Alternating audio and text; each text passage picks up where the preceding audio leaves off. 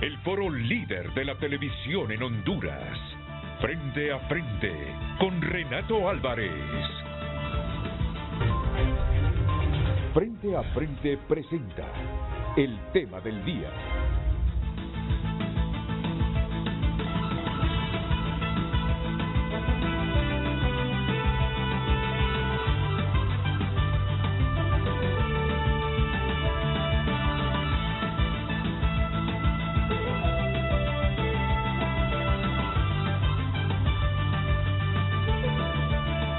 Hola, muy buenos días, es un placer compartir con ustedes la emisión de un nuevo Frente a Frente.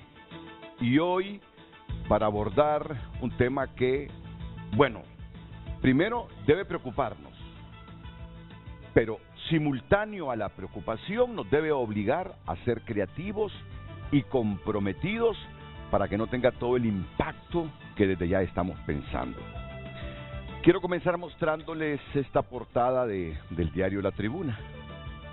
Alerta roja se eleva para 140 municipios. 101 quedan en amarilla y 57 en verde. La verdad que nunca me dijeron a qué cámara enfocar esto porque jamás miré la portada. Muy bien. Alerta roja se eleva para 140 municipios. 101 quedan en amarilla y 57 en verde. Fíjense que ayer yo escuché reacciones de algunas personas que ya tienen muchos años, décadas, de estar de una manera u otra ligada al sector público, al sector privado, y decían que jamás habían visto ese pronóstico tan amplio en el país. Hoy en la mañana en TN5 Matutino, alerta roja para esta época, dice alguna gente, en el corredor seco. Pero hoy se está emitiendo alerta roja para unas zonas que generalmente no se emiten. No se deben emitir. Sí. Entonces, decía por ejemplo José Arriaga Yacamán ayer, estoy preocupado, sumamente preocupado, porque estoy viendo municipios en el departamento de Yoro, municipios que son muy importantes, afluentes que son muy importantes, como por ejemplo para la represa Francisco Morazán en alerta roja. ¿Y de qué está preocupado José Arriaga Yacamán? Que estos embalses hidroeléctricos, algunos de ellos el próximo año, no tengan suficiente volumen de agua para generar electricidad. El problema no solo es ahora, que ya sabemos tenemos un déficit. La situación para el próximo año es más compleja. El pronóstico para el próximo año todavía es más dramático. Y hablaba él, cuidemos esos embalses, cuidemos el agua de esos embalses, porque la vamos a necesitar. A donde quiero llegar con esta breve introducción que hago es que todos, alcaldes, sociedad civil, y no solo en los centros urbanos, en los 298 municipios, sobre todo aquellos que están ya en alerta roja, debemos unirnos, ser creativos, comprometidos para buscar soluciones inmediatas, mediatas y a largo plazo sobre un problema que tiene no solo Honduras, ¿verdad? Tiene el planeta, que es el cambio climático, y sobre todo en países como el nuestro, repercute con severidad. Hoy tenemos el fenómeno del superniño que nos deja esta resequedad. En algunos otros años vamos a tener otro fenómeno que nos va a dejar abundancia de agua, con cauces de ríos y quebradas asolvados. Con poquito de agua se nos están inundando los municipios. Vastas plantaciones. Así es la situación de nosotros. Pero bien, nos vamos a enfocar en lo inmediato, en lo que está repercutiendo para el territorio nacional, el fenómeno del superniño este año, que nos está dejando embalses semivacíos, poca producción hidroeléctrica, pero además nos motiva a pensar, ¿tenemos garantizados los alimentos con esta situación? Y ahí entramos de lleno entonces a ver la repercusión que esto tiene en el ser humano, en los habitantes de este lindo territorio. Para abordar la temática hoy, le agradezco al jefe de alerta temprana de Copeco, Juan José Reyes, que nos acompaña aquí en Frente a Frente. Juan José, como siempre, bienvenido. Muchas gracias, Renato, a sus órdenes por tener a Copeco aquí en su prestigiado programa, y un saludo muy especial a Stephanie Hofstetter, una aliada fundamental del gobierno y de Copeco a través del PMA. Y a ti te doy las gracias porque con anticipación me ayudas a pronunciar un apellido que yo lo iba a pronunciar de otra manera. Y la verdad que por prudencia no le preguntaba a Stephanie, por favor, Stephanie, le digo, si hay algo que no me gusta a mí es pronunciar de manera incorrecta los apellidos de mis invitados. Pero se anticipó aquí Juan José Reyes a pronunciarlo, Hofstetter. Está muy bien. ¿Qué tal, Stephanie? ¿Cómo está usted? Los alemanes lo pronuncian divino, ni yo lo pronuncio bueno, bien, correcto. que... Es de origen alemán el apellido. Me dicen que austriaco, pero mi abuelo era inglés. Ah, su abuelo era inglés. La migración desde hace muchos años hace su parte. ¿Qué tal? ¿Cómo está, Stephanie? Bien, gracias, Renato. Preocupada, pero con espíritu... ¿qué le digo? No podemos bajar la cabeza, positivo. Hay que seguir adelante. Y es cierto que con Copeco hemos trabajado muy bien. Copeco para nosotros es un ente fundamental en el gobierno para poder trabajar de manera correcta las emergencias y que los esfuerzos tengan un impacto real para poder ayudar a la población más vulnerable.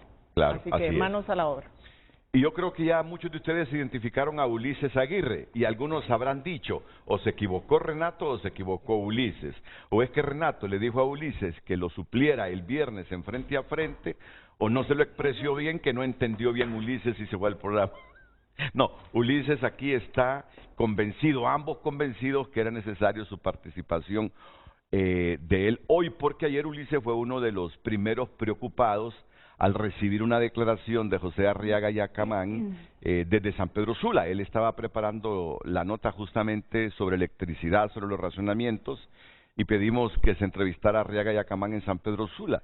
Y llegó a mi oficina y me dice, mira, José Arriaga Yacamán dijo algunas cosas, me dice, expresó ahí unos puntos que me parece que hay que ponerle la atención a raíz de esa conferencia de prensa que dio Copeco. Entonces, ¿qué fue? Ulises le digo, ya me explicó. Y entonces, vamos primero a escuchar a Arriaga Yacamán y luego vamos a alternar contigo, porque el centro de la noticia hoy es Juan José Reyes y la representante del Programa Mundial de Alimentos en Honduras. Esto fue lo que le motivó a Ulises a plantearme su preocupación y el hecho de que abordáramos esta temática con más amplitud.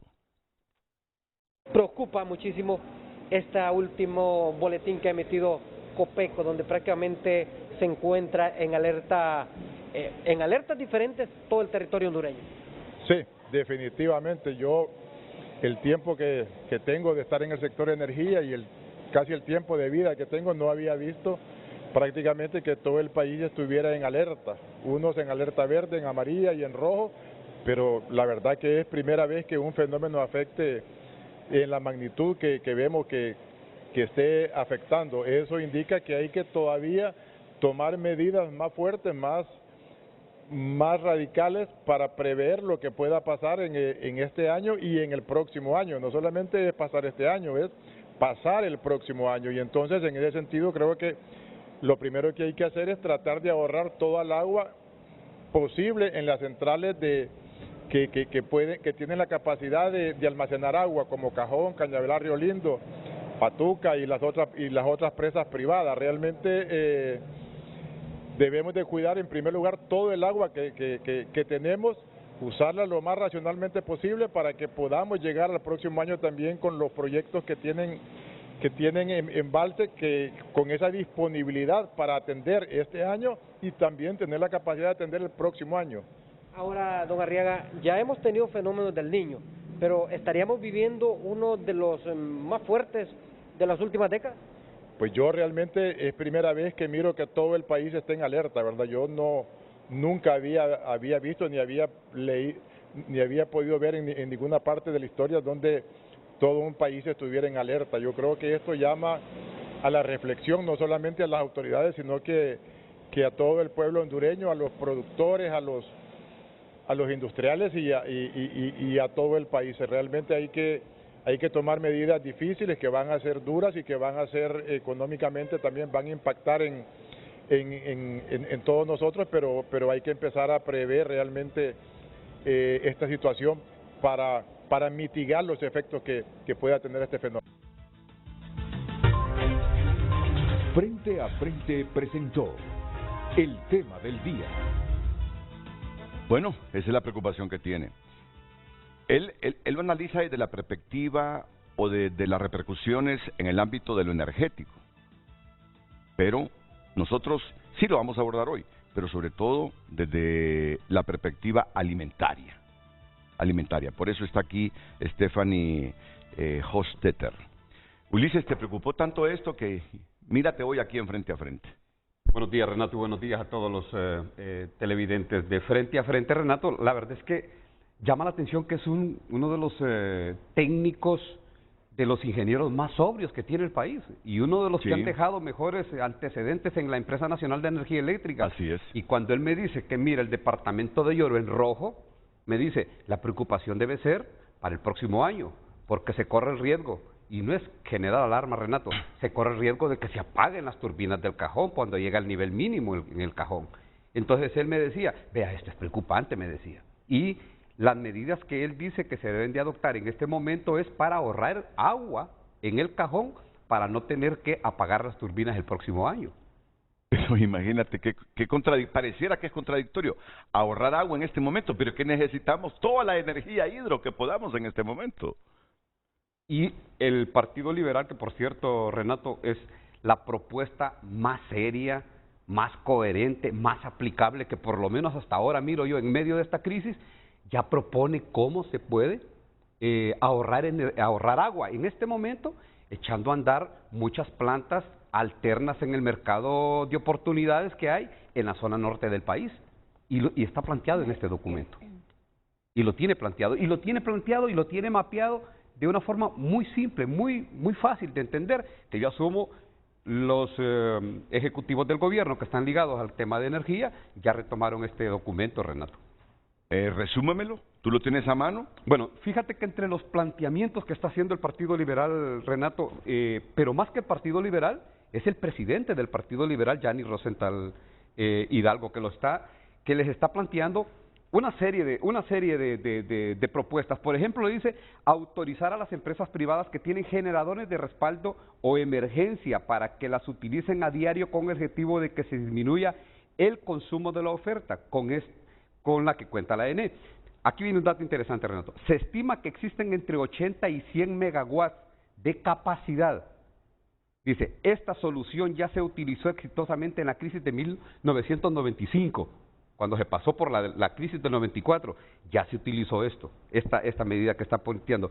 Y este otro me interesa también, Renato, dentro de todas las propuestas que hace. Existen más de 200 megawatts de potencia de paneles solares de empresas privadas instalados en los techos. Y así rápidamente, Renato, me decía ayer el presidente del Partido Liberal, Gianni Rosenthal, el Banco Centroamericano de Integración Económica tiene una serie de paneles solares, fácilmente tiene 20 o 30 megawatts que no los utilizan, que están sin operar de 7 de la mañana, que es una hora pico, ahí empiezan, a 9 de la mañana. Ellos entran hasta las 9, ellos salen a las 5. De las 5 a las 10 de la noche esa energía se puede utilizar, pero ¿la puede entregar el Banco Centroamericano de Integración Económica? No. ¿Por qué? Porque la ley no se lo permite. Eso sí lo permitía la ley de la industria eléctrica, que en este gobierno de entrada la derogaron y asumieron la ley de energía. Entonces, ¿qué está pidiendo el Partido Liberal en este documento? O el presidente del Partido Liberal, que se retomen algunos puntos de la ley general de la industria eléctrica que se derogó en este gobierno. Porque hay otra serie de propuestas, la tarifa horaria, que es incentivar a la gente a decirle, mire, a las 2 de la tarde usted puede cocinar, usted puede planchar, usted puede hacer esto, para que no se carguen las horas pico y no se den se disparen los circuitos de la ANE. Entonces, yo sí me parece, Renato, que este es un documento que lo debería de retomar, hablando estrictamente del tema energético. Bueno, ayer Eric Tejada anunció 17 megavatios que van a entrar al sistema, que van a inyectar al sistema desde Villanueva.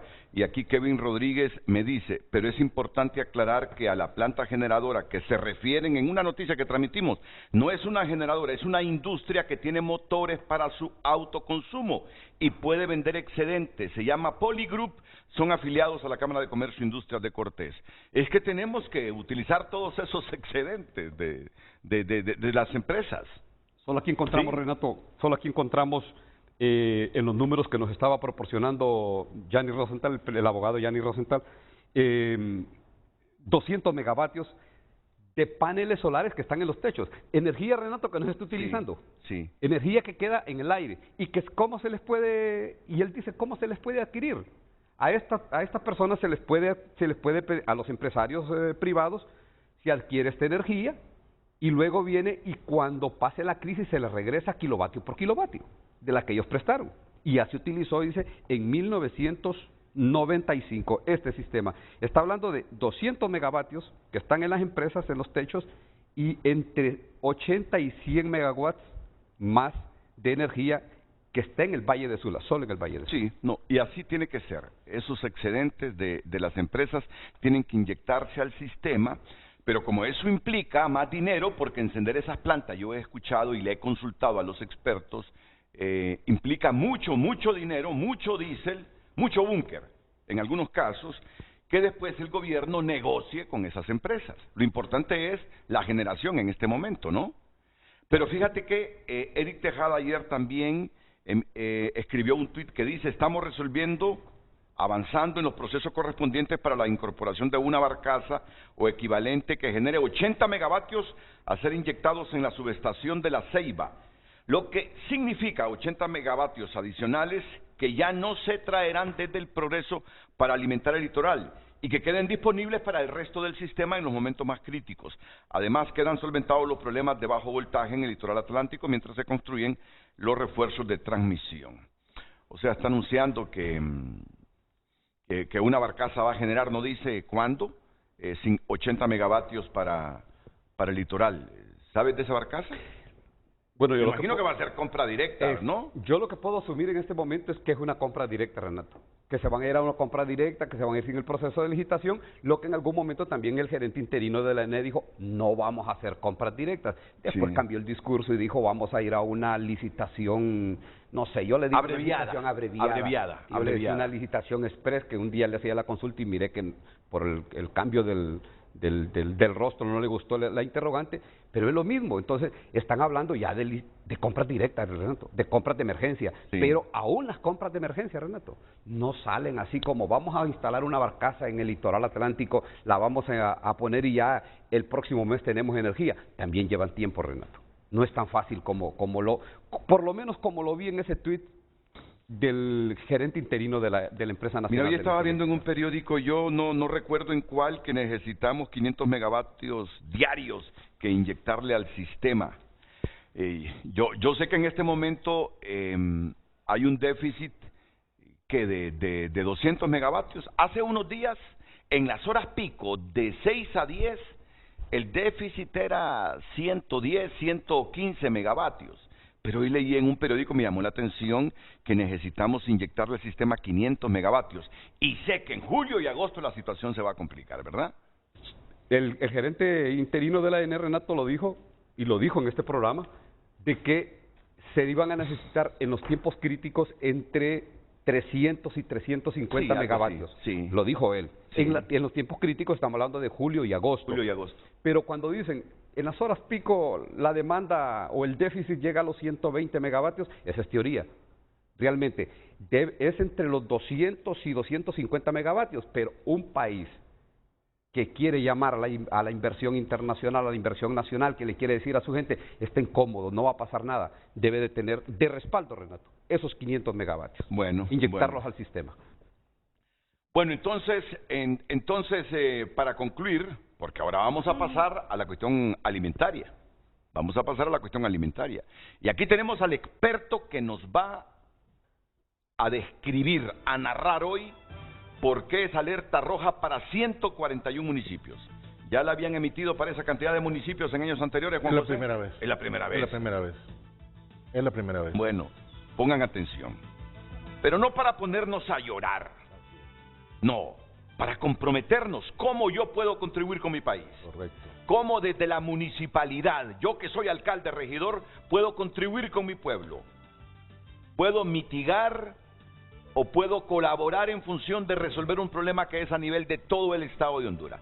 Yo con ese espíritu es que hago el programa hoy.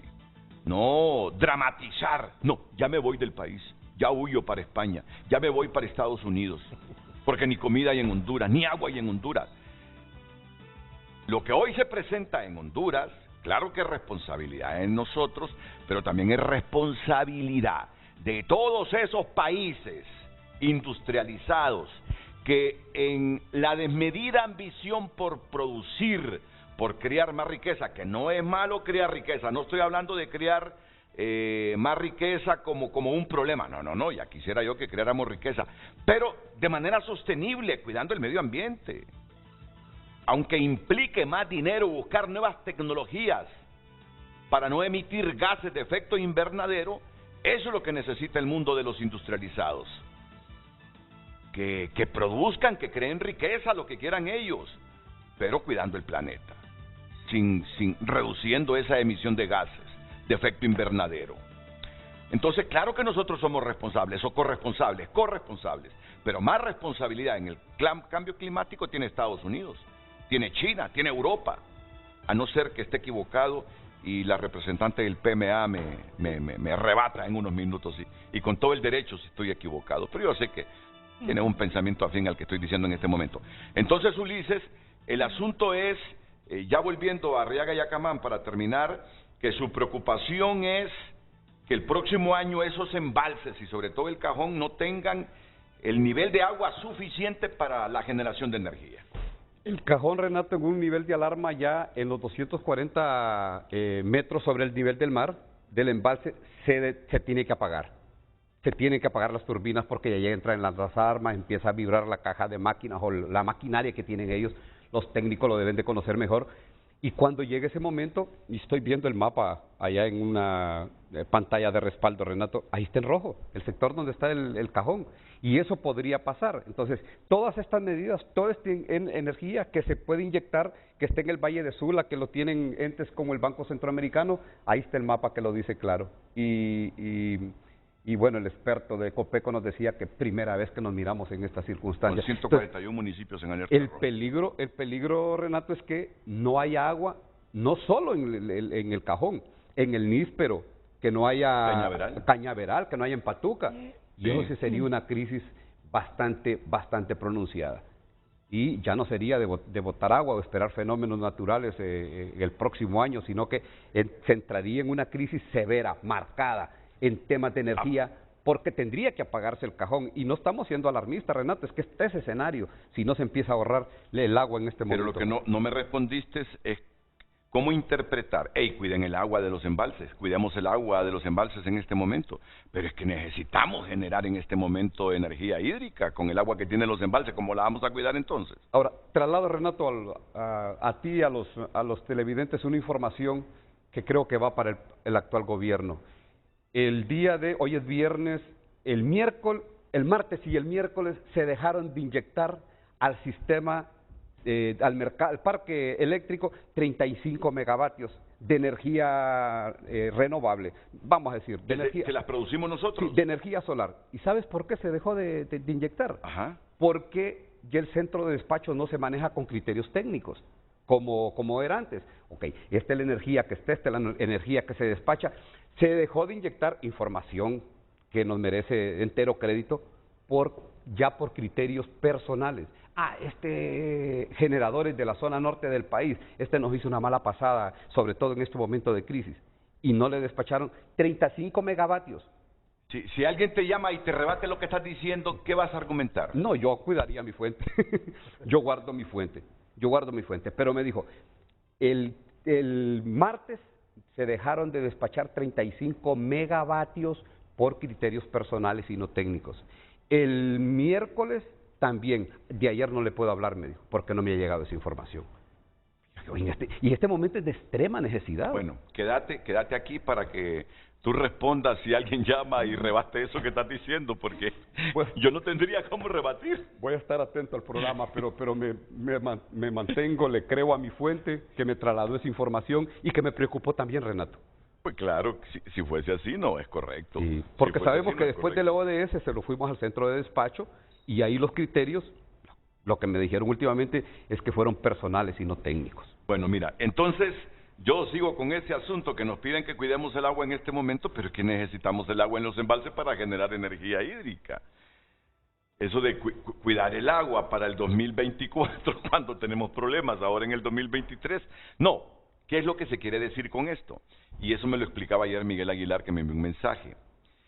El Centro Nacional de Despacho debe despachar toda potencia privada renovable sin restricciones a toda hora. ¿Para qué? Para cuidar el agua de estos embalses, de la represa que hemos mencionado, el Nípero, Cañaveral, Patuca 3, la Francisco Morazán. Porque es energía hídrica, Renato. Correcto. ¿Y cómo se puede cuidar el agua del Cajón, de Cañaveral, de Río Lindo, de Patuca? Bueno, echando mano a esta energía que está ahí, Renato. 80 megavatios en una, 200 en otra, ya son 200, casi 300 megavatios. Esa energía ya no se despacha con la del Cajón, ya es energía que se puede guardar, el embalse de agua. Mira el mensaje que me envió Juan José Reyes.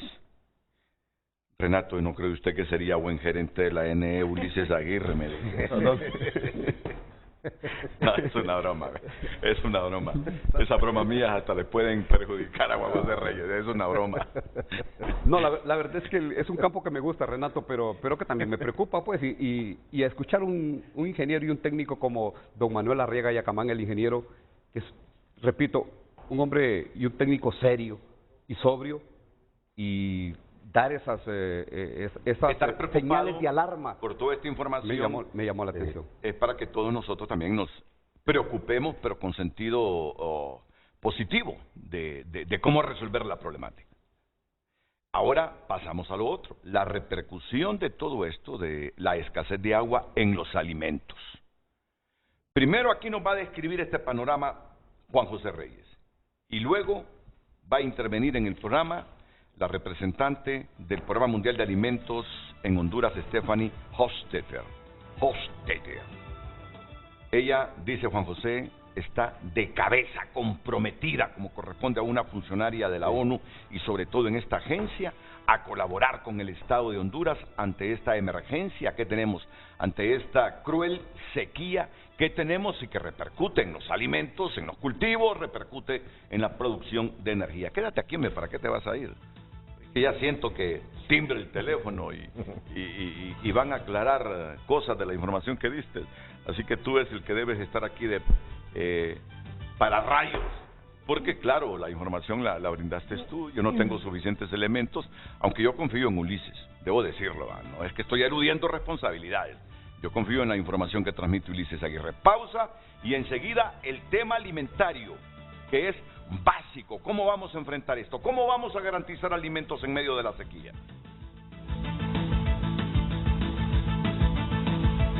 ¿Qué destaca a esta hora tu nota? Tu nota destaca: defensa de Juan Orlando Hernández admite error y pide aplazar audiencia de información clasificada. Esta es la principal noticia que tiene a esta hora tunota.com. Otra noticia que destaca tu nota. Vamos, universidades y hospitales quedarán fuera de apagones programados. Esta es una buena noticia, miren. De interés en este momento de racionamientos. La única manera en la que podrían quedar sin energía estos lugares sería por algún problema directo de la zona. Pero en la programación de racionamientos, el gobierno no incluirá universidades y hospitales. Quedan fuera de apagones programados. Tiene lógica, pues, tiene lógica. Sismo de magnitud 3.0 sacude el Golfo de Fonseca al sur de Honduras. Son algunos de los titulares, entre los muchos y de variadas noticias que tiene a esta hora tunota.com. Hoy en Tu Nota fue presentado por Carrión. Encuentras tu nuevo estilo, la prenda perfecta para tu ocasión especial. El estilo de todos está en Carrión. Bueno, me imagino que la Agencia Mundial de la ONU el PMA está en alerta en una cantidad de países en este momento, ¿no? Bastantes. Porque yo he estado leyendo mucho periódico europeo y ahora que cuentas con programas para traducir lo que informa un periódico de Austria, lo que informa un periódico de Alemania, porque en Europa hay países preocupados con la proyección de temperaturas de 42 grados centígrados. Aquí 42 grados centígrados la hemos tenido, ¿dónde? ¿En qué zona? La hemos tenido meses atrás y en estos últimos días se han registrado temperaturas de 38 grados. Lo que pasa es que el cuerpo no asimila esa temperatura y aumenta aún más 2 grados de la condición normal. O sea que si ambientalmente hay una temperatura de 38 grados, por sensación térmica puede subir a 40. Y ya las hemos registrado en Nacaome, Choluteca y en el Valle de Sula. Pero a 42 hemos llegado. No, 42 ya es una temperatura 42, muy elevada. Caeríamos como pollitos. Yo recuerdo hace unos 7 o 8 años en Francia, en época de verano, Francia, primer mundo, con aire acondicionado y todo. Sí. Murieron cerca de 300 adultos mayores en Francia. En Francia, no me imagino yo con una temperatura de 42 grados centígrados. Decía que el PMA se prepara en todo el mundo. ONU es todo el mundo y agencias de PMA hay en todo el mundo también, Estefan. Claro. Bueno, el PMA es la agencia humanitaria más grande del mundo, es cierto, y actuamos en 82 países. Las crisis son variadas, en África, Medio Oriente, ahora Ucrania. Pero en América Latina y Asia, sobre todo, las intervenciones del Programa Mundial de Alimentos son emergencia y el espacio del nexo, que es abordar la crisis de manera más holística para crear resiliencia, para que no suceda, porque como sucede en Honduras, los eventos climáticos y los shocks climáticos, sobre todo, son constantes, entonces es de 4 a 5 veces más barato trabajar sobre proyectos de resiliencia para forjar esas capacidades de la población más vulnerable para subsistir y tener medios para adquirir más allá de solo alimentos, que tener que intervenir cada vez que existe una emergencia. Por eso la colaboración con Copeco es importante, porque va más allá de únicamente atender la emergencia como tal. La atención de una emergencia es dar de comer a la gente que se encuentra en crisis y que si no le dan algo para subsistir, muere. Pero es importante actuar en los momentos donde no hemos llegado a la emergencia crítica, ya sea por sequía o por huracanes, por inundaciones, deslaves, trabajar esa parte de acciones anticipatorias para que cuando llega la crisis, el impacto en las poblaciones, sobre todo más vulnerables, no sea tan fuerte y la intervención de emergencia pura pueda ser menor. Solo para dar un poquito de contexto, si bien es cierto, el PMA es la agencia mundial humanitaria más grande, en Honduras, como no se puede hacer todo desde una agencia o un actor, se trabaja a través de la red humanitaria. Ali Shackelford, en su calidad de coordinadora residente, es la coordinadora humanitaria y coordina las acciones de un conjunto de actores humanitarios que incluyen las agencias de Naciones Unidas, pero también de sociedad civil, y se coordinan todas estas capacidades de acciones para acompañar al gobierno y poder intervenir de manera holística cuando sea necesario en las áreas que sean necesarias.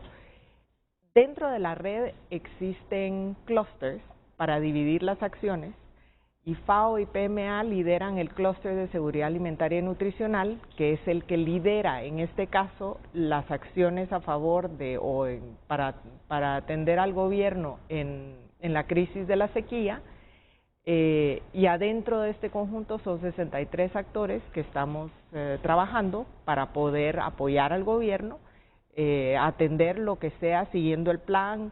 También damos nuestra asesoría, cómo pensamos que se puede hacer, pero Copeco lidera las acciones de parte del gobierno para poder actuar de manera coordinada. Gracias, Stephanie. Stephanie estará todo el programa con nosotros, al igual que Ulises Aguirre. Puedes intervenir, Ulises, puedes intervenir y preguntar y complementar todo el trabajo de moderación que hago yo. Vamos ahora con Juan José Reyes. La conferencia de prensa que ayer ofreció Copeco, diciéndole a Honduras, miren, preparémonos porque esta sequía es fuerte. Entonces, en función de los estudios y pronósticos, nosotros hemos decidido decretar alerta roja para 141 municipios. Alerta roja para 141 municipios. ¿Qué es alerta roja? Ya se lo va a explicar Juan José Reyes. Alerta amarilla para ¿cuántos, Juan José? 101 creo que son. 101. ¿Y la alerta verde? En 3 departamentos, Copán, Ocotepeque, gracias a Dios, y Cortés. Entonces, que él nos describa el por qué han llegado a esta decisión de decretar alerta roja para 141 municipios, alerta amarilla para 101 municipios y el resto alerta verde. ¿Qué es lo que está pasando? ¿Qué es lo que puede ocurrir? ¿Y por qué nos estamos preparando desde ya? Por favor, Juan José. Sí, bueno, este es un seguimiento que le hemos dado a la evolución del fenómeno del Niño hace más de 6 meses, que estamos observando que en esa evolución se ha ido fortaleciendo. De hecho, hemos tenido información combinada de agencias internacionales, de análisis locales, pero hay algo muy importante, Renato, que me gustaría decir. Sí. Nosotros no solamente nos vamos a basar en la información técnica científica. Las personas que viven en el interior del país y que son las que conocen el comportamiento climático en su zona, son fuentes de información también. Nosotros hemos recibido información y hemos platicado con personas de mucha edad que nos dicen, este año el árbol que por lo general cuando va a llover está copado de hojas, este año no tiene nada. Ese es un estimador. Eso nos está diciendo que la misma naturaleza se prepara para una condición. Hemos observado también el comportamiento de aves, de insectos, que vaticinan que va a haber poca agua. Esos estimadores locales no los podemos despreciar. Esto no lo había escuchado nunca, Stephanie, estoy seguro. Sí, ya lo había escuchado en algunos otros países. Sí. Estos estimadores, estas indicaciones. Se repite, eso es el cambio climático. Eso es el cambio climático. Y eso se da en muchos lugares. Entonces, estas personas de 80, 90 años, que conocen perfectamente bien el comportamiento de sus localidades, nos generan esa información y nos permiten también tener esa gama de habilidades de cómo va desarrollándose el componente climático y al final nos permite tomar decisiones. Entonces, lo que nos están diciendo en el interior del país es un mayo en donde no hubo lluvias del Día de la Cruz, un mayo en donde el promedio porcentual de falta de lluvia fue arriba del 50%, cuando mayo entra con una fuerza de lluvia en la zona del corredor seco. En esta ocasión no hubo lluvia. Y un junio que hemos tenido precipitaciones, pero no han sido precipitaciones generalizadas o distribuidas en el espacio que puedan ser beneficiosas en su totalidad por la agricultura. Son estimadores que vamos analizando, los estimadores que nos dicen las agencias internacionales de la evolución del fenómeno del Niño, todo eso lo ponemos en la mesa del análisis y nos permite, al final, poder determinar los diferentes niveles de alerta. Aunque aquí voy a hacer una de esas bromas que yo hago que dicen que no causan risa a nadie. Para mí el principal estimador de si será bueno el invierno es cuando se inunde el San Isidro. Sí. ¿Verdad que a nadie le dio risa? Pero a mí sí me dio risa. Claro. Pero del mercado del mercado San Isidro, sí, correcto. Sí. Pero es cuando vienen las lluvias torrenciales. Sí, pero yo sé por qué es eso, yo sé por el desaseo, porque no limpian antes de que venga el invierno, correcto. Pero es un estimador de la fuerte lluvia cuando se inunda por lo menos 2 veces el San Isidro. Muy bien, disculpa que con esta broma... No, está bien, está bien. Son estimadores también que tenemos que tomar en cuenta. Bueno, tenemos una gráfica que nos gustaría que se proyectara. Es una gráfica que para mí es el punto de partida de lo que podríamos estar en la región centroamericana afrontando en los próximos año y medio. Y es una gráfica de barras donde nos muestra... Él está pidiendo la gráfica de barras, producción, la que tenemos en el Apple TV, por favor. A ver, lo que encuentra en la gráfica, ¿puedo agregar una cosa? Sí, claro justamente que sí. por lo que Juan José está diciendo de la necesidad de... esa información que viene de campo, de la gente, de los que realmente están viendo qué sucede, qué sale, qué no sale. Desde el clúster de seguridad alimentaria y como parte del apoyo que vamos a dar a Copeco, es justamente hacer un mapeo de los actores en campo que puedan hacer un levantamiento de datos, y eso se hace con encuestas en los hogares que van a ir a preguntarle a cada hogar cómo está su situación, cómo está la situación de seguridad alimentaria, justamente para confirmar y fortalecer esa recabación de datos que produce el mapa y estas gráficas que va a presentar Juan José. De acuerdo. Ese proceso que usted dice, Stephanie, lo vamos a iniciar ya a corto plazo. Es importante para tomar decisiones en función a una posible inseguridad alimentaria y confirmar qué condiciones se están generando en las comunidades, en los municipios, y no depender solamente de las imágenes satelitales y una tecnología que no es mala, pero que tampoco le podemos generar el 100% de confianza. Entonces, en esta gráfica de barras, si pueden apreciar, las barras rojas es la incidencia del fenómeno del Niño sobre nuestra región. Prácticamente desde el mes de enero hasta el próximo año nos da un 90% de posibilidades de que se mantenga el fenómeno del Niño en nuestra región. Y lo que me llama mucho la atención, que en las últimas dos barras, que son diciembre, enero y febrero y marzo, no veo una condición que disminuya la intensidad del fenómeno del Niño. A estas alturas, los análisis de temperatura en el Pacífico cercano nos podrían mostrar una variación que nos podría dar un aliento de que posiblemente tienda a debilitarse a principios del próximo año, pero veo una consistencia arriba del 90%, lo que nos indica que la evolución para los próximos meses es a fortalecerse.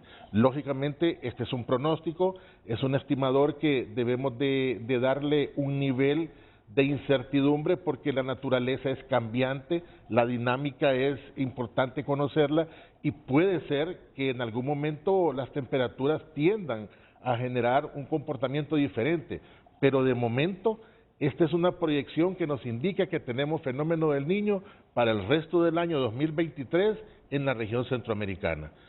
Hay que hacer análisis allá por el mes de agosto, septiembre, octubre, especialmente las temperaturas en el Pacífico cercano. Eso nos va a consolidar un pronóstico para el próximo año, pero estos fenómenos climáticos, Renato y la población que nos está escuchando y viendo, tienen una inercia. Es como navegar en una lancha en un lago con un motor de fuera de borda. Si apagamos el motor, no es que la lancha se vaya a detener inmediatamente. Por inercia sigue en su navegación. Los fenómenos climáticos así son. Podemos ver un debilitamiento, pero para que podamos decir que el fenómeno del Niño está dejando de afectar la región centroamericana, tiene que pasar un espacio de tiempo que no baja de 6 meses. Por lo tanto, la proyección me permite decir que podríamos tener la influencia del fenómeno del Niño por lo menos 18 meses, 1 año y medio. Y la dinámica del comportamiento del ENOS, en este caso del fenómeno del Niño, los especialistas y científicos de renombre mundial han analizado que el comportamiento dura más o menos 2 años en las regiones. Y después pasamos a otra condición, que no sabemos si va a ser una fase neutra o va a ser una fase niña. Esa incertidumbre no la queremos anunciar en este momento porque no queremos ser irresponsables en generar información que todavía falta un nivel de confirmación. Y entre la fase neutra y la niña, ¿qué prefieres? La neutra. Así como es de vulnerable el país, las fases neutras nos dejan comportamientos de lluvia en los rangos normales. Una fase niña es condición de lluvia por encima de los parámetros, inundaciones severas, situaciones que afectan nuestro desarrollo. Y la otra fase, que es niño, esto es lo que estamos viendo. Pero aquí hay que tomar en cuenta algo, Renato, y es que si estamos bajo la influencia del fenómeno del Niño, no es que no va a llover. Sí vamos a tener episodios de lluvia en junio, en julio, posiblemente en agosto. Esperamos que septiembre y octubre sean los meses más lluviosos de este año. Esa agua sí hay que aprovecharla. Esa agua hay que aprovecharla, hay que represarla, hay que hacer acciones de prevención anticipatorias, como decía Stephanie. Hay que hacer reservorios de agua. Hay que aprovechar esa poca agua para poder sembrar con semillas precoces. Eso se lo dejamos a la Secretaría de Agricultura y Ganadería, pero son las políticas que se requieren y que se están implementando desde ya, para que la poca agua que tengamos de las nubes en estos próximos meses no termine en el mar, sino que buscar el mecanismo de que se aproveche tanto en la agricultura como en la industria y así evitar minimizar al mayor porcentaje posible una inseguridad alimentaria. ¿Has escuchado que estamos con una política de construir reservorios, Ulises? Bueno, en este gobierno de momento no se ha escuchado. Sí anunciaban ayer un proyecto para Juan José Reyes ayer lo anunció aquí. Para anunciar la construcción. Pero fíjate, Renato, que es interesante cuando Juan José Reyes dice algo y que me llamó poderosamente la atención, que no fue una lluvia copiosa en mayo. El 3 de mayo no se conoció la lluvia. Yo conozco un lugar de Olancho que de hecho se llama La Cruz, por el Día de la Cruz. No le llovió y hace días no le llueve. Pero hay un elemento que sí me preocupa y que tiene que ver con el occidente del país. El café es el rubro de mayor exportación en el país. Fíjate que se da un fenómeno en la zona occidental, y voy a hablar del caso del Empira, de donde yo conozco muy bien el sector, donde ahí, a esta fecha, ya todo el mundo había abonado las fincas. Todas las fincas estaban abonadas porque ya había llovido copiosamente. Pero en ese sector del Empira, que por cierto es el mayor productor de café en el país, en este momento no hay un solo productor que haya abonado las fincas. Porque es tirar el abono, el fertilizante, tirarlo y perderlo, porque no ha llovido, ¿no? Sí. Está seca la tierra. Ahora háblanos entonces de la poca agua que caiga, ¿en qué sitios es que vamos a tenerla más? Bueno, precisamente el nivel de alertamiento da paso a acciones gubernamentales para que tengamos la articulación legal y poderlas ejecutar. El nivel de alertamiento rojo es un nivel de impacto del fenómeno. Las acciones tienen que ser contundentes como Estado. Vamos a trabajar fuertemente en la apertura de pozos.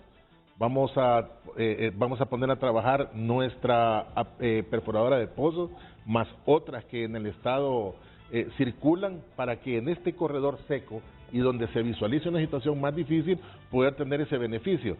Aparte vamos a trabajar con represamiento y reservorios de agua. Hay que desplazar mucha maquinaria, no son acciones baratas, de bajo costo, pero se pueden realizar. El objetivo es no dejar escapar el agua hacia el mar, es mantenerla cerca de nosotros el mayor tiempo posible. Ayúdame, porque yo soy bastante escéptico. Tú sabes el comportamiento de nuestros políticos, ¿verdad? Históricamente prometen y casi nunca cumplen. Yo no te quiero comprometer, pero claro, yo invito a Juan José Reyes porque sé el funcionario que es, la persona que es. ¿Están trabajando ya realmente? ¿Tienen fuentes de financiamiento? ¿Cómo están haciendo para contratar más maquinaria? Porque sé que ustedes tienen alguna maquinaria, pero no suficiente, para creer. Yo lo que quiero es creer que ante esta situación, ya ayer comenzaron a trabajar en cuanto a reservorios para almacenar el agua, porque tú lo has dicho hoy, no nos queda más opción este año, es que el agua que caiga en septiembre, en octubre, la almacenemos, porque de otra manera nos va a ir muy mal. ¿Estamos ya trabajando en eso?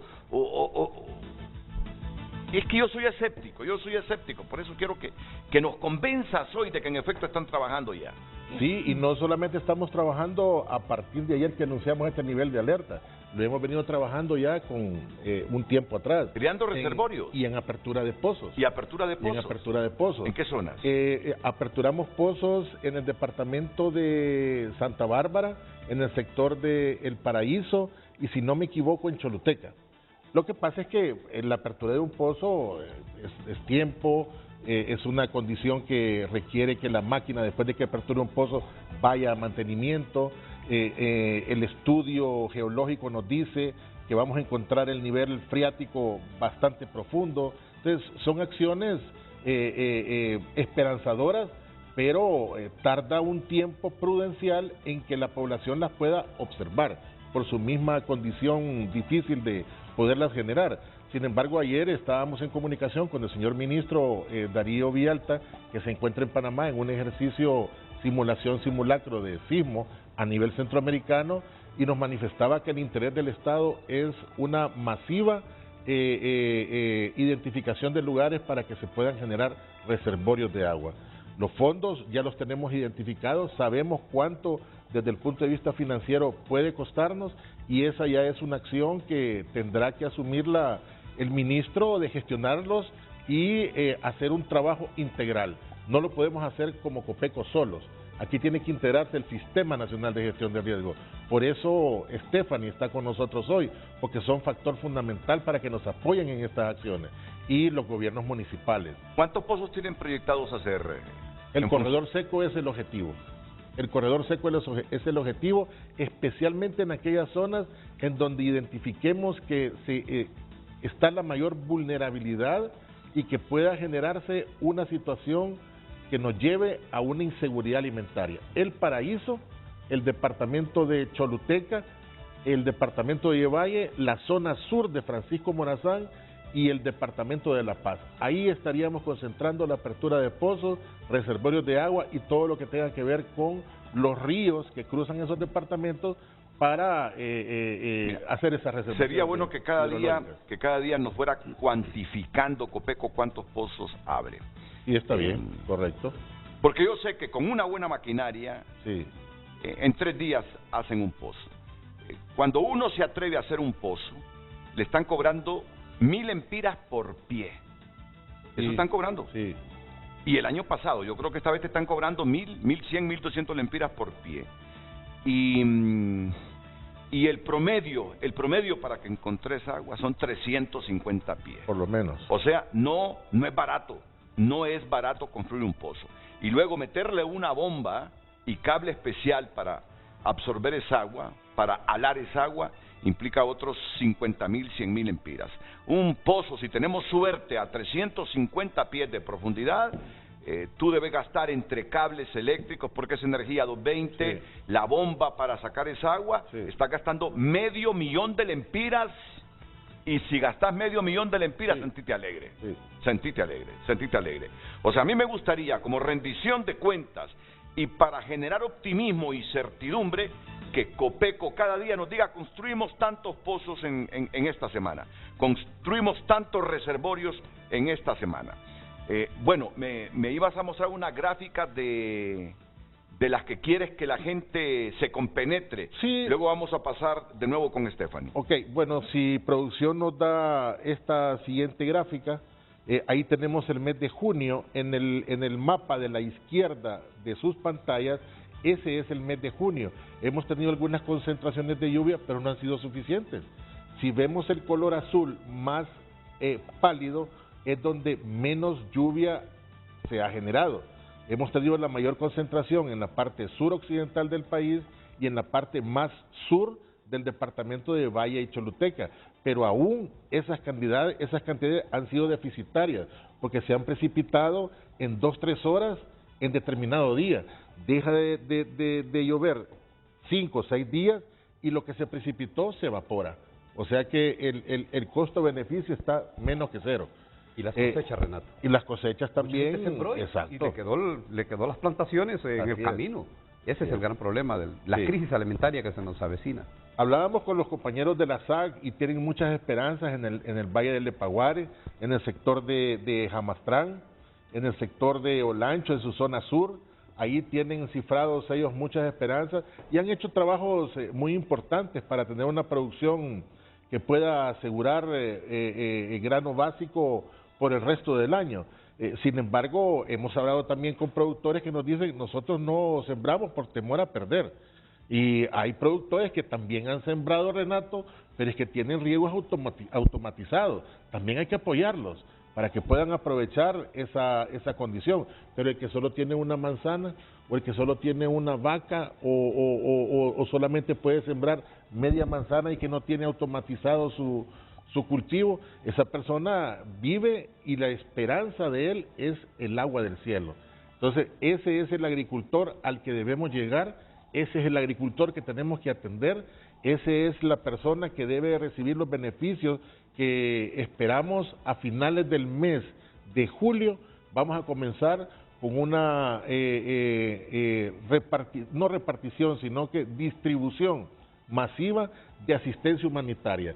Puntos logísticos donde podamos tener un preposicionamiento de alimentos para que donde se genere una situación de falta de alimentos podamos llegar lo más rápido posible.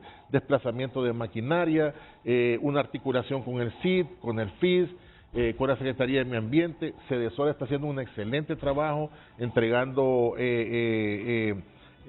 cajas de alimentos muy bien comprendidas, porque no solamente llevar alimento y tal vez más bien en lo que llevamos complica la condición nutricional de una persona. Hay que saber también qué es lo que vamos a suministrar.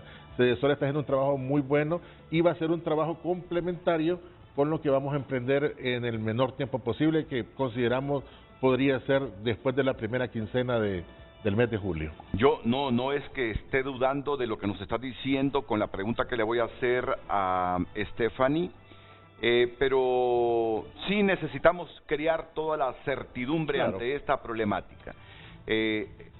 Stephanie Hostetter, como la representante del Programa Mundial de Alimentos en Honduras, PMA, la mayor agencia de las Naciones Unidas en el mundo, puede garantizarnos todo lo que está haciendo el Estado de Honduras,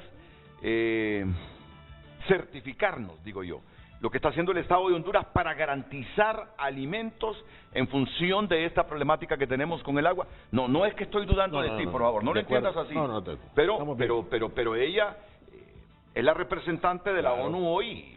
Yo quiero tener la certidumbre, francamente, que ante este problema de sequía, Honduras se está preparando decente y digna y correctamente. Sí lo está, Renato. Desde el momento que identificaron que iba a haber un problema hace algunos meses, Copeco activó el Comité Técnico Interinstitucional para la Sequía. Ese es el espacio para poder coordinar, porque como dijo Juan José, la sequía y el fenómeno del Niño este año es imposible abordarlo con una acción aislada y a través de un solo actor. Es decir, el gobierno no va a poder hacerle frente ni en términos financieros ni en términos de capacidad técnica para poder ayudar a esta gente que va a necesitar ayuda, porque además los rangos de la ayuda que se va a requerir son diversos, como usted mencionaba. O sea, hay quienes tienen capacidad de tener un sistema de riego, pero obviamente van a tener menos agua y no van a tener con qué tener agua en momentos determinados. Pero el pequeño agricultor, que no tiene nada de eso, va a necesitar un apoyo mayor, que incluye también capacitaciones, enseñarle cómo manejar, cómo tener almacenamientos herméticos para sus granos, cómo... Esto se debió haber iniciado hace algunos meses para no llegar hoy a decir, pero es que usted tuvo que haber guardado su grano en un lugar donde no se mojara o donde no estuviera expuesto a los bichos, en fin. Todo esto se ha hecho y Copeco está haciendo su parte. Ahora, Copeco está haciendo la parte más robusta, que requiere más esfuerzo, un presupuesto grande. Del lado de Naciones Unidas, donde el PMA tiene sus mecanismos propios. Cuando Copeco declara la alerta roja, el PMA ya puede también activar sus mecanismos internos de emergencia. Ahora con esta alerta tenemos $2 millones que vamos a invertir, pero esa inversión tiene que ser coordinada con Copeco, porque necesitamos saber qué es lo que todos los actores en el país están haciendo, en dónde, para no llegar a hacer algo que ya se está haciendo o a abordar a una población que ya tiene ayuda. El mandato de PMA es llegar a los más vulnerables, o sea que nosotros no vamos a ir a aquellos que ya tienen sistemas de riego o que tienen un sistema de almacenaje, que tienen acceso a mejores semillas, sino que vamos a ese pequeño productor que no tiene cómo subsistir, que no tiene que darle de comer a su vaca, que no va a tener cómo ordeñarla, no va a tener leche y que va a perder todo. Entonces, eso por parte del PMA.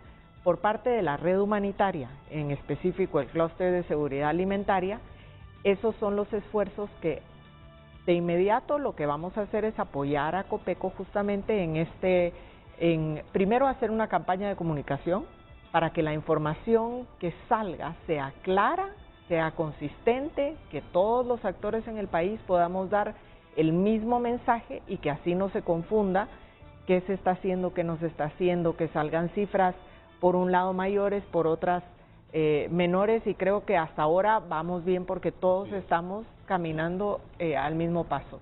Y la otra, como comenté anteriormente, es este mapeo se hizo, o la alerta se hace en base sobre todo, y Juan José que me corrija, pero a fotografías de análisis satelitares de temperatura. Así es. Entonces ahora lo que tenemos que hacer es ir a los hogares, ir a campo, ir a todos, y se está priorizando evidentemente la parte roja del mapa para constatar si estamos ahí o si incluso estamos peor, porque esa es la población que va a sufrir. Al inicio del programa hablábamos de la crisis energética y el impacto de la energía. Eso es una parte de la crisis. Esa es una parte. Pero la otra parte de la crisis, que es la más delicada, porque implica personas, es claro, que van a morir si no los ayudamos a salir de los próximos meses de emergencia, y para eso estamos. Entonces, el PMA en lo particular, además de lo que el clúster actualmente ya tiene proyectos siendo implementados por 18 millones de dólares. Las necesidades del clúster de seguridad alimentaria son de 132 millones de dólares y hasta ahora tenemos solo 18 millones. Esos 18 millones ya se están implementando. Adicional, y vienen de aproximadamente 5 donantes, que son FAO, PMA, Canadá, el Consejo Noruego, son los principales, y Estados Unidos. Y ustedes hacen las gestiones como PMA, ¿no? Para conseguir estos recursos. Claro, por supuesto. Sí. Además de estos recursos que ya se están ejecutando, PMA ahora con la alerta puede implementar fondos propios por 2 millones de dólares, donde ya vamos a hacer un planteamiento de un proyecto adicional que implica, son 3 modalidades las que estamos usando por ya estar en emergencia, que es la transferencia en efectivo, en donde se le da a la familia una transferencia en efectivo para que pueda comprar alimentos. La otra modalidad es el cupón de activos, que ya es un cupón en donde se puede ir a nuestros proveedores, donde se adquiere una canasta básica con alimentos ya predeterminados que son para el consumo de una familia de productos balanceados dietéticamente. El costo de cada transferencia es de $150 y la intervención se hace durante 3 meses. Esa es la intervención programática de emergencia de PMA. Entonces, con esto logramos cubrir alrededor de 25,000 personas, pero evidentemente esto en el mapa de esto rojo queda como un pedacito. Sí. Los esfuerzos de recaudación o de abogacía para recaudar más fondos continúan. Eso es algo que en Honduras, ese es el mapa, sí. Que en Honduras es un poco la constante, porque si no hay crisis de sequía, siempre ha habido crisis de seguridad alimentaria y nutricional. Así es, correcto. Entonces, no nos engañemos, así es. Pero el método de intervención en este momento tiene que ser una intervención de emergencia, y en épocas donde no sé cómo le llamó Juan José, cuando no es niña ni niño, sino el neutro. Ahí actuamos más bien en la programación de resiliencia, que es para evitar, para mitigar a futuro los efectos de cualquier evento climático. Stephanie, ¿me habló usted de 25,000 personas o 25,000 familias con estos recursos? 25,000 personas. Sí, que para el conjunto de la población de Honduras, que ya está en alerta roja. Así es.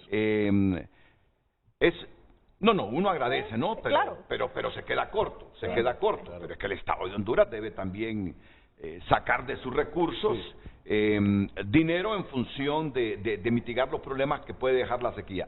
Me decías, Ulises, estas son las zonas más afectadas.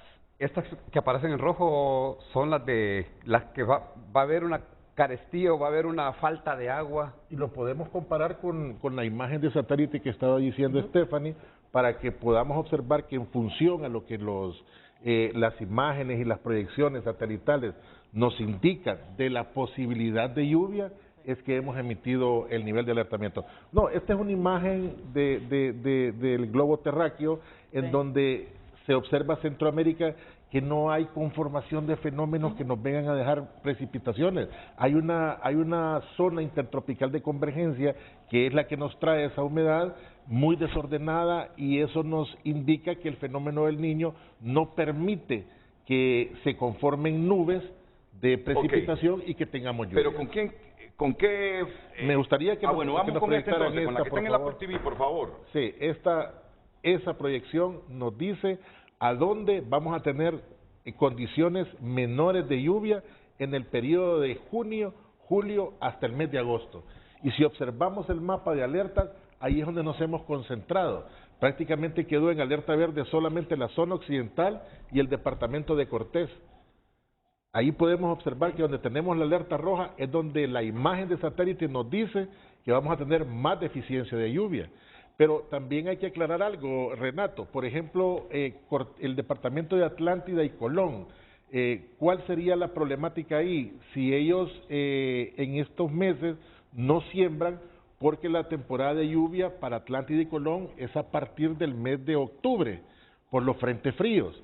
Pero la precipitación que se genera en el transcurso del año abastece las fuentes de agua potable. En Ceiba hay serios problemas de distribución de agua potable porque se están quedando sus fuentes muy bajas. Lo mismo en Colón, en Tocoa. Entonces tenemos que darle un nivel de alertamiento porque ahí hay que desplazar pipas de agua para que abastezcan las zonas donde no puede llegar el suministro. Entonces, no todo el mapa de alertas se refiere a que es problema con la agricultura, es problema de abastecimiento de agua potable, es problema de agua para reservorios para ganado, para agricultura. Hemos tratado de llevar casi al milímetro el mapa de alertas para que podamos tener una dimensión de cuánto podría costar en primer lugar y de cuántas personas podría afectar esta condición. Tenemos una estimación que más o menos unas 25,000 familias, que si estas familias las componen 4 o 5 personas, podríamos llegar fácilmente a 500,000 de personas que se podrían ver afectadas por estas condiciones. Entonces, este trabajo ha sido muy desarrollado y, como dijo Alice, aquí hemos participado un comité interinstitucional donde estamos todas las instituciones y los amigos cooperantes que nos dan aportaciones valiosísimas porque ellos están en el campo. Sin embargo, debemos decir que dependiendo de la evolución del fenómeno del Niño, no descartamos que muchas zonas amarillas también puedan subir a la fase roja. Eso lo vamos a determinar, como lo decía Alice, tenemos que ir a las comunidades, como lo decía Stephanie, tenemos que ir a las comunidades, tenemos que ir a los municipios con una herramienta que nos permita captar la información real para que después podamos graficar un nuevo mapa de alertas y así poder planificar nuestra intervención de asistencia humanitaria. Renato, esta es la fotografía. Ese mapa lo que muestra en realidad es la cara humana de la vulnerabilidad que está impactando por sequía.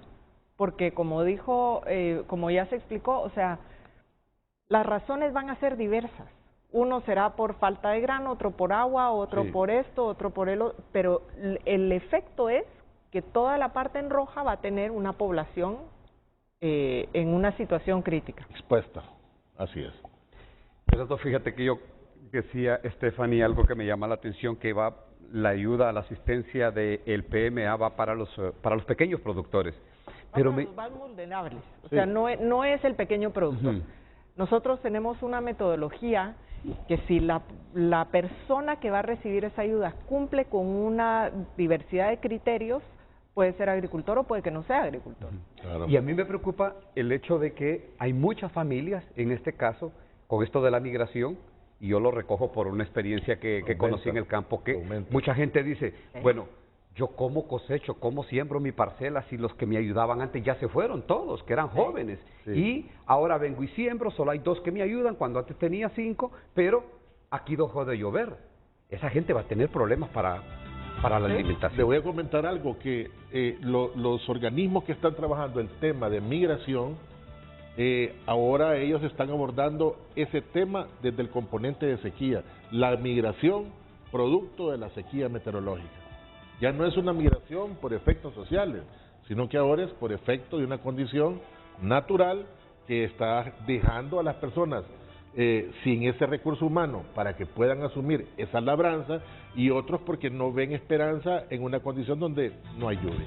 Si alguien dependía de una parcela de tierra, se iban a trabajar los 3 hijos, de ahí sacaban al final o a mitad del año alguna remuneración, tenían un usufructo de esa tierra. Renato, con la sequía, dicen, bueno, ya esta tierra el año pasado no fue mal, no sacamos nada. Esa gente agarra la maleta, Renato, y se va. Huye del país prácticamente, y es producto de la sequía, es producto del cambio climático. 2 opciones: o se va para San Pedro Sula, se viene para Tegucigalpa, o se va para afuera del país. La migración forzada interna o la que huye del país. Pero también debemos de regalarle una dosis de esperanza a la población. Claro. Esperemos que septiembre y octubre nos deje regímenes de lluvia aceptables. Quizás no va a ser congruente lo que voy a decir, porque los especialistas en este tema me van a cuestionar y me van a decir, pero estás queriendo un problema para Honduras, pero que se nos acercase un ciclón tropical. Sí. Es que ojalá que no impacte directamente, pero que se nos acercase y que sus bandas bañen un poco el territorio hondureño sería lo ideal. Pero la vulnerabilidad también que poseemos como país para inundaciones es muy amplia. Claro. Mira, entonces, estaba viendo un canal de Nicaragua aquí en uno de los sistemas de cable, en el de Tigo, esta mañana, y ayer se inundó Managua. Barrios y colonias de Managua inundadas por un fenómeno. Ese fenómeno no incidió mucho en Honduras. Esperábamos en horas de la tarde que ingresara, pero no llegó hasta nuestras latitudes. Esperamos para el fin de semana una pequeña circulación sobre la mosquitia hondureña, que circula sobre el departamento de Colón y Atlántida. Posiblemente sea un fin de semana lluvioso para esa zona, pero este es un fenómeno que va a transitar por 24 horas. Pero si ya tenemos 3 o 4 meses sin lluvia, el terreno está muy árido, se precipita y el agua, así como cae, no infiltra, sino que se va directamente al mar. Yo le tengo una pregunta para que me la responda después de la pausa a Stephanie Hostetter, que es la representante del PMA en nuestro país. Toda la distribución en efectivo o alimentos que va a hacer el PMA es con la información que facilita Copeco. Ustedes tienen sus propios mecanismos para verificar quién realmente la necesita. Después de la pausa, por favor.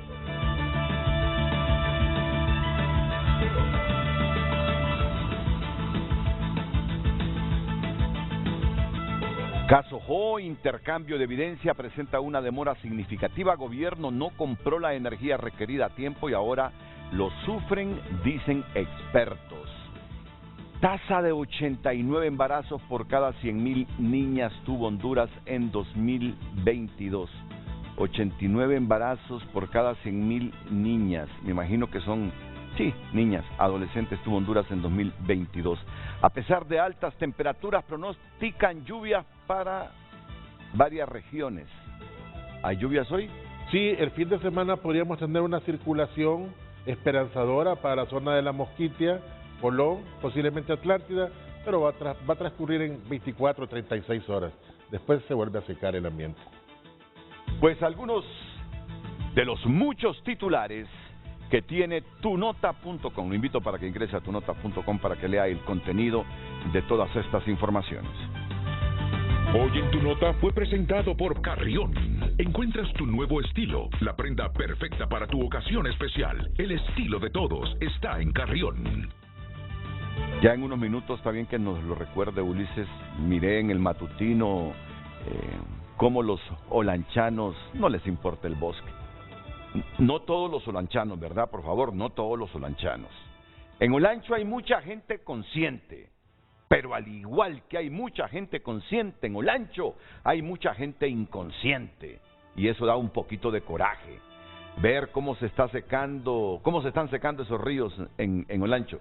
Ya vamos a poner esas imágenes que nos transmitía Alex Ordóñez y que pasaba TN5 Matutino hace algunos minutos. Antes, ¿cómo recoge el público toda esta información que está facilitando Copeco y también el Programa Mundial de Alimentos de las Naciones Unidas sobre las repercusiones de esta sequía en nuestro país? Lucecita Madrid. Redes sociales es presentado por La Curazao, Gran Carnaval de Crédito. Aprovecha y ahorra tu bono 14 con más beneficios, ofertas y crédito fácil. Agradecemos a todas las personas que están compartiendo sus comentarios, damos lectura a sus mensajes a través de nuestro WhatsApp. Soy economista agrícola y he estado investigando sobre el cultivo del sorgo maicillo y he encontrado que India y África están incentivando el cultivo de sorgo por ser resistente a la sequía. Atentamente, Celinda Villeda nos comparte. Más mensajes a través de WhatsApp. Buenos días, soy de la Lima Cortés. ¿Por qué no aprovechan ese tiempo del fenómeno del Niño para ir trabajando en las represas que tienen programadas hacer? Así cuando venga el fenómeno de la Niña estamos preparados por las inundaciones que siempre nos afectan. Gracias, comparte. Dinero, ¿verdad? Primero hay que conseguir el dinero y las represas no son baratas. Primero hay que conseguir el dinero. Sí, más mensajes. Ahora lo que dice Ulises es real. Los productores de café estamos preocupados. No llueve en las zonas productoras. Más mensajes. Renato, los pozos se perforan en verano para que resulten útiles. Me huele a negocio y como reina la impunidad y tienen el poder judicial, la fiesta sigue. Comparte un televidente. Estamos en una emergencia y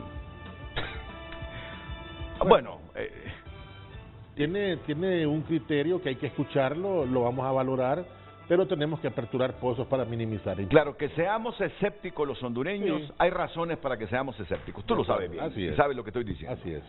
Cualquier hondureño escéptico tiene su razón por la historia de Honduras. Ahora que estamos en una emergencia y necesitamos excavar y abrir pozos, yo lo miro lógico lo que están haciendo. De repente hay que programarnos mejor, ¿no? Y hacer reservorios también, porque aquí cae más agua que en Israel. La verdad que nosotros si tuviésemos suficientes reservorios, aquí no tendríamos problemas con el agua. El problema es que prácticamente todo el agua que cae, que es una cantidad, y en los escenarios más calientes, cae agua. Si la reserváramos, no habría necesidad de estar haciendo este programa. Lo que pasa es que casi toda va al mar, ¿verdad? Ahí termina. Aquí te cae agua en abundancia. Los israelíes serían felices si el estado de ellos fuera los 112,000 y pico de kilómetros cuadrados de Honduras. Fernando Anduray está diciendo que solo tienen una perforadora en Copeco, que con eso no pueden hacer más de 13 Sí, pozos. No, yo lo dije al principio, solo es una perforadora la que tenemos en Copeco, pero en el estado hay más perforadoras. Este es un trabajo integral del Sistema Nacional de Gestión de Riesgo y vamos a echar mano de las perforadoras que sean del estado, que la empresa privada nos pueda proporcionar para aperturar pozos donde consideremos que se necesitan. Lucecita.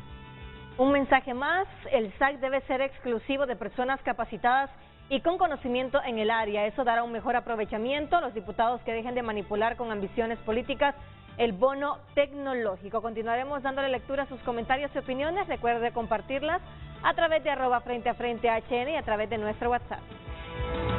Redes sociales fue presentado por La Curazao, Gran Carnaval de Crédito. Aprovecha y ahorra tu bono 14 con más beneficios, ofertas y crédito fácil.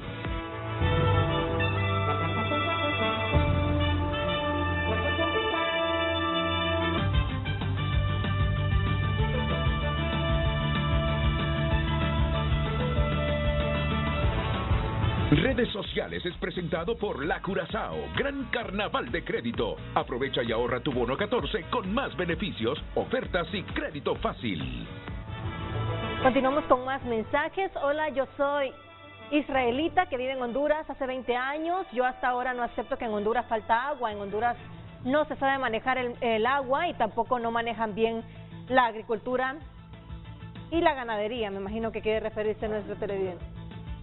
Acuicultura. Agricultura y acuicultura. No gastan el 60% del presupuesto que tienen para ese proyecto en capacitaciones como se ha venido haciendo. Ahora vemos técnicos agrícolas en los más remotos lugares del país. Busquemos, estamos disponibles para que juntos hagamos frente al cambio climático. Más mensajes. Ante la falta de agua segura, se consume agua mala y la gente se enferma. Al subir la temperatura vienen los enjambres de insectos y sus secuelas. Y es claro, si no llueve, no se siembra y falta la comida. Un mensaje más. Aquí un ejemplo, se realizó el embalse con una cortina que permite mantener el agua para ganado, uso familiar, etcétera, y con esto estamos ayudando a recargar las fuentes subterráneas también. Vamos a ver la imagen que compartió nuestro televidente.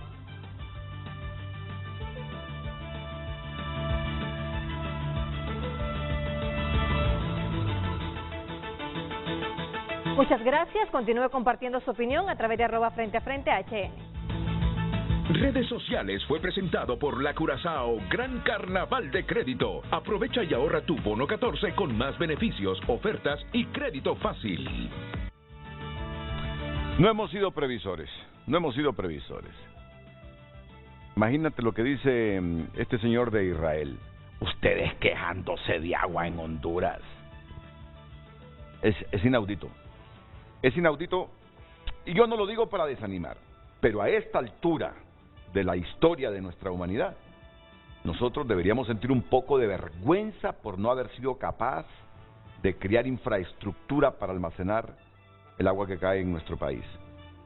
Inclusive el agua en momentos donde está arreciando el fenómeno del Niño. En este año, si almacenáramos todo el agua que ha caído o que va a caer, no tendríamos problemas. Pero, ¿cómo se va al mar? Renato, una ciudadana hondureña israelita, doy este número porque, y espero no equivocarme, que vive en Israel, me recuerdo que nos decía en un viaje que hacíamos a Israel que allá llovían 400 milímetros, Juan José conoce bien estos números, al año.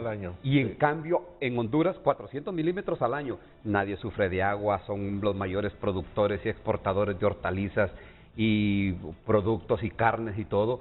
Y en Honduras, las precipitaciones creo que andan en el orden de los... En el sector de Santa Cruz de Yohoa, el agua de Yohoa y todas las zonas montañosas, se precipitan más o menos 6.000 milímetros al año. 6.000, allá son 400. En una zona mera pequeña. Allá son 400 milímetros en todo Israel al año, Renato. Sí. Y 5.000 y 5.000 milímetros en ese sector. Y el promedio en Honduras creo que anda por los 5.000. Sí. No más. ¿Qué diferencia? Más. Hoy de repente más. Sí, más. Sí. Bueno, ustedes, toda esa cooperación en esta emergencia, ya que se ha declarado la alerta roja, ¿la hacen con información que ha investigado estrictamente el PMA o con la información que facilita Copeco? Tenemos información que nos da el gobierno y tenemos información propia que nosotros le compartimos al gobierno. Bueno. Justamente para asegurarnos que la base sobre la que se toman las decisiones es correcta y lo más acertada y no invertir en zonas o en personas que no tienen la necesidad. Y por eso se hace ese cruce de la parte meteorológica con la parte de encuestas a los hogares, en donde se va a confirmar el tipo de necesidad, la afectación, cómo tendría que ser la ayuda que tiene que dársele a esa población para poder salir del problema inmediato que le va a causar la emergencia. Y la ayuda es para las personas que tienen más necesidades, sin distingos de partidos políticos, colores y eso, así de simple. Esa es la filosofía del PMA. Sí. Tú querías que abordáramos el tema de los ríos, tú tenías otros elementos ahí que destacar. Ya vamos contigo, Ulises, solo permíteme porque quiere hablar de los ríos. Si nos puede poner producción ahí, las gráficas de los ríos, es para mostrarles, Renato, que desde el punto de vista hidrológico, las principales cuencas del país han bajado su nivel significativamente. Son las gráficas de los ríos, compañeros de producción. Esa, por ejemplo, ese es el río Choluteca en su cuenca baja, en el sector de Apacilagua. Ese pico que se ve en la pantalla a la izquierda fueron las lluvias de hace más o menos unos 10 o 12 días. Vea cómo la gráfica muestra esa línea descendente y vuelve otra vez a su nivel mínimo. El río Choluteca no pasa de 2 metros de profundidad en sus secciones a lo largo de la cuenca. Entonces, ahí podemos ver que lo que se precipitó en menos de 24 horas se fue al mar. Entonces, es importante que esa agua, que la gráfica nos muestra su comportamiento, la podamos represar. No vamos a evitar que quizás drene hacia el mar, pero que sí se mantenga el mayor tiempo posible, donde puedan llegar pipas, se abastezcan, mecanismos de riego y le dé un margen en el factor tiempo a los que están alrededor de esta zona de poder aprovechar ese líquido. No sé si tenemos, ese es el río Choluteca, este es el río Guayambre. Mire, el río Guayambre es en la zona norte de Olancho. Este río tributa al Patuca, y si se puede observar, el comportamiento de la gráfica es mínima. O sea, eso nos muestra que no ha habido no miramos una gráfica con picos hacia arriba, porque no ha llovido. Se ha mantenido estable hasta la mitad de la gráfica. Después va en orden descendente. O sea que los ríos... Se puede decir, Juan José, que lo que muchos llaman un hilo de agua. Exacto, exactamente, correcto. Y traigo a mención el río Guayama en el sector norte de Olancho, porque abastece el río Patuca. Entonces, sí tiene que medirse hidrológicamente el estudio por parte de los especialistas en el manejo de presas y hacer evaluaciones con estos caudales para poder mantener esa condición normal de las presas. Esperemos que sí. No sé si tenemos otra producción, creo que eran 3, si no me equivoco. Este es el río Ulúa. El río Ulúa se ha mantenido en una condición de caudal porque sí han habido algunas lluvias en la parte occidental, que son los 2 departamentos que dejamos en alerta verde, Ocotepeque y Copán, que es ahí donde nacen los principales tributantes del río Ulúa y Chamelecón, más que todo el Ulúa. Pero ese nivel que muestra el río Ulúa, a esta altura del año, debería de estar 1,5 metros o 2 metros arriba de esa línea que podemos observar en esa gráfica. Entonces, son gráficas de estaciones de nivel de río que tenemos en estas cuencas que transmiten vía satélite, pero la información es muy confiable. Así nos permite determinar que los principales ríos del país están en una condición no máxima en su nivel, sino que poco a poco van bajando ese caudal y máxime si no hay lluvias, pues no hay un alimento que les permita aumentar ese nivel, por lo menos de caudal ecológico, y eso tenemos que irlo midiendo también y valorando, porque podemos observar que en este año podemos llegar a tener un río Ulúa y Chamelecón con sus niveles más bajos. Stephanie Hostetler, yo sé que la ONU es la suma de todos los gobiernos, todos cotizan, no sé si el nuestro, y cuando hablo del nuestro me estoy refiriendo a todos los gobiernos, los de atrás, si cotizan a la Organización de las Naciones Unidas, porque hay países que pasan en deuda con las Naciones Unidas. Por lo tanto, siempre los representantes de Naciones Unidas son prudentes cuando se refieren a la situación interna de los países, porque la ONU es la suma de todos los países. Pero a mí sí me gustaría escuchar de Stephanie Hostetler una reflexión sobre el Estado de Honduras como tal. Yo sé que ustedes están asistiendo, y aquí Juan José Reyes fue lo primero que hizo, agradecer la asistencia, la cercanía del PMA y de todas las agencias de Naciones Unidas, Pero en el fondo, ante esta situación que pasa el Estado de Honduras, donde, aunque sea el año del fenómeno del Niño, siempre llueve, ¿qué reflexión hace? ¿Qué debe hacer el Estado de Honduras? En función de no solo estar reaccionando cuando se presentan sequías, sino ser capaz, con inversión y con infraestructura, de hacerle frente a estos fenómenos producto del cambio climático. ¿Qué es el estado ideal que ustedes sueñan con Honduras? Renato, me sonrío porque la inversión para tener el estado real, pero yo creo que el gobierno, primero hay que darle oportunidad al gobierno, como Naciones Unidas, y no quiero hablar por el sistema en su conjunto, pero creo que todos los representantes de las agencias de Naciones Unidas coincidimos que existe en el gobierno la buena voluntad de hacer cosas, de cambiar las cosas y de moverse para adelante. Pero claro, es un aparato, el gobierno es un aparato difícil de manejar y difícil de mover.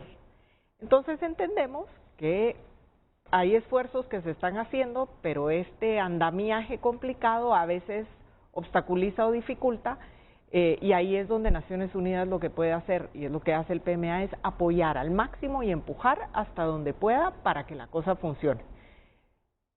A un lado, nosotros también actuamos cuando vemos que no funciona.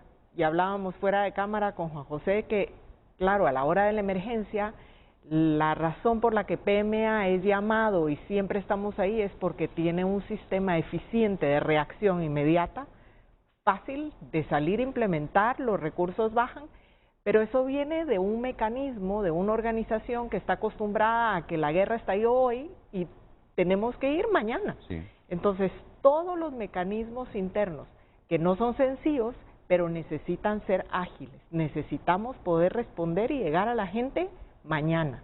Entonces, ahí es donde viene esa alianza estratégica que Copeco y el PMA hemos sostenido, porque a la hora de las emergencias, Copeco necesita a alguien que actúe rápido, que complemente o que haga, eso puede variar, pero yo creo que el mensaje principal visto desde el PMA es, cada emergencia trae los mismos problemas. O sea, los diagnósticos, Copeco los tiene, nosotros los tenemos, la sequía pasa en los mismos lugares, eso no quiere decir que no se haya hecho nada en los 10 años, porque yo he tenido conversaciones con gente que me dice, sí, pero es que en el corredor seco se ha invertido tanto y seguimos en las mismas. Bueno, se ha invertido tanto, pero la población ha cambiado, los que no creen en el cambio climático, no digamos que es el cambio climático, pero hay una variación de los eventos climáticos que ahora ya no son como antes, donde las temperaturas en un momento del año eran así, en el otro eran así, las lluvias venían en este mes y la sequía venía en este. Ya es alrededor del año, uno no sabe qué y cuándo. Ahorita el clima es impredecible ahora. Claro, sí, entonces, sin etiquetarlo como cambio climático, hay eventos que suceden que hacen que tenemos que actuar. En el Valle de Sula, sabemos cuáles son los ríos que se desbordan, cuáles son los bordos que se inundan, dónde está la población que hay que cambiar.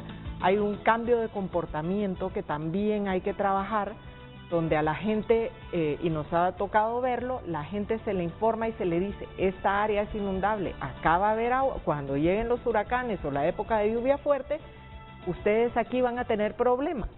Entonces se van, pero vuelven al mismo lugar. ¿Y por qué? Porque es que aquí me gusta a mí. Entonces, no es nada más la inversión del gobierno o el apoyo de la comunidad internacional, pero sí es cierto que no podemos, la actuación en momento de emergencia es buena, se actúa de manera, creo yo, coordinada, y hay una inversión que se hace para solucionar la emergencia, pero es que si no hacemos o enfocamos este tipo de energía a las acciones fuera de la emergencia, que son las que más van a valer para evitar tener que invertir más en emergencia y salvar más vidas en la emergencia.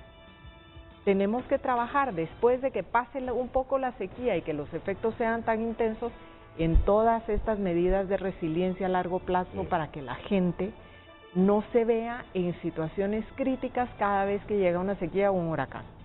Porque eso es lo que va a ayudar también al gobierno a que sus intervenciones tengan que ser menores. Es lo que pasa en Europa, sí, tienen temperaturas altísimas, pero la gente es resiliente y tiene mecanismos que les permiten no tener que morirse de hambre cuando hay altas temperaturas o inundaciones. ¿Qué habría pasado en Países Bajos de no haber invertido el gobierno y trabajado en toda la infraestructura que han creado para hacer lo que son hoy? Claro. Se lo habría tragado el mar. Pero requiere hace tiempo no existiría Países Bajos. ¿Qué nos quiso decir en otras palabras? Porque siempre les digo, las representantes y los representantes de Naciones Unidas son prudentes en la evaluación de los países. Porque eso es Naciones Unidas, la suma de todos los gobiernos. Al final, ¿qué entendiste? ¿Qué nos quise decir? Stephanie. Bueno, realmente lo que podemos coludir es que los gobiernos, Renato, los gobiernos tienen el compromiso de asistir a la población como tal. Y asistir a la población como tal, pero también aquí es el compromiso de dejar que las comunidades también hagan su propio trabajo. Ok, mira lo que le entendí yo. No, si no lo hacen tan mal reaccionando cuando están en emergencia. No lo hacen tan mal cuando están en emergencia. pero por favor, trabajen planificada y ordenadamente en la construcción del país, para que cuando vengan estos fenómenos no siempre estén con los calzones abajo, sino que el Estado como tal tenga la infraestructura adecuada y la organización adecuada para reaccionar sin mayores dificultades. Es decir, no nos está diciendo el país tiene que trabajar en función de crear las represas, por ejemplo, en esos ríos de Occidente y del Valle de Sula, para que les sirva como sistemas de riego y además para evitar inundaciones cuando les venga la niña. Ustedes deben invertir en esta infraestructura para almacenar el agua. La poca agua que cae en el año más intenso del fenómeno del Niño es suficiente para que ustedes subsistan con esa agua, pero tienen que almacenarla y que no se vaya al mar. Élite política, y nos lo está diciendo a todos, trabajen e inviertan, sean capaces de saber lo poco dinero que recaudan, dónde lo van a invertir, cuáles son sus necesidades más prioritarias. País con orden, Ulises, país con orden.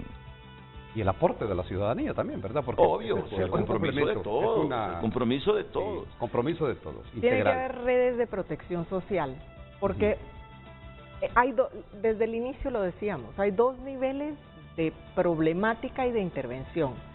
La macro, represas, ya son medidas grandes, pero la capa más baja de la población es la que no tiene cómo hablar de una represa. El pequeño productor no tiene idea de cómo le afecta o no una represa. Él lo que sabe es que no le llovió y no tiene agua, y se le murió su vaca o no tuvo cosecha, no tiene los granos, no tiene que comer. Entonces, cuando hablaba de Europa es eso, ahí existen mecanismos de protección social que el Estado debe garantizar. Y sí, es el ideal.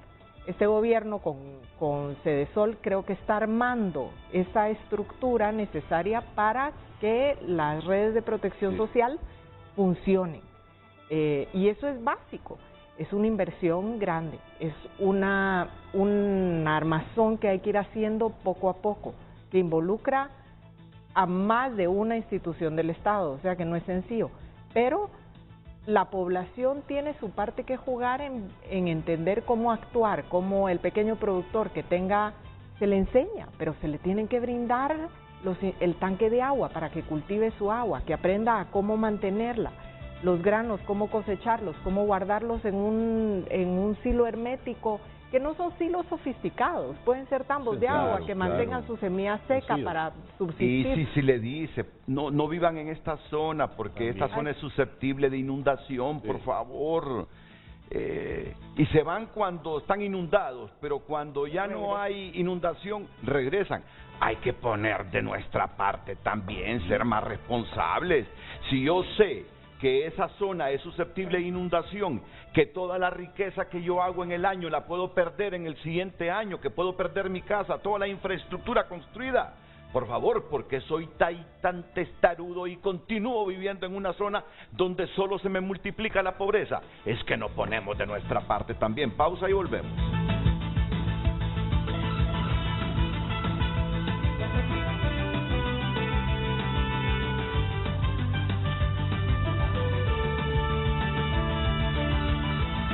Damos lectura a sus comentarios a través de Twitter.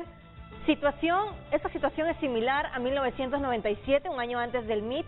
Tuvimos un niño severo y luego vino ese huracán.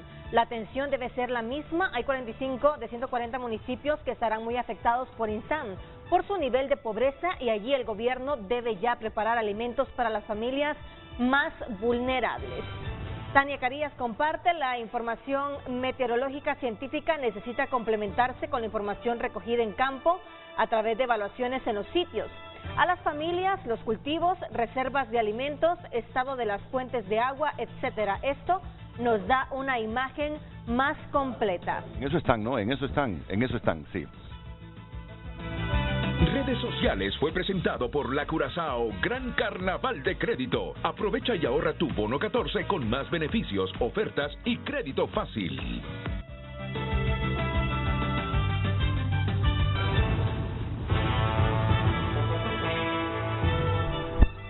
Gracias, Stephanie. Muchas gracias. Espero verla pronto en el programa. A sus órdenes, Renato. Ulises, nos vemos, Ulises. A todos ustedes, muchas gracias.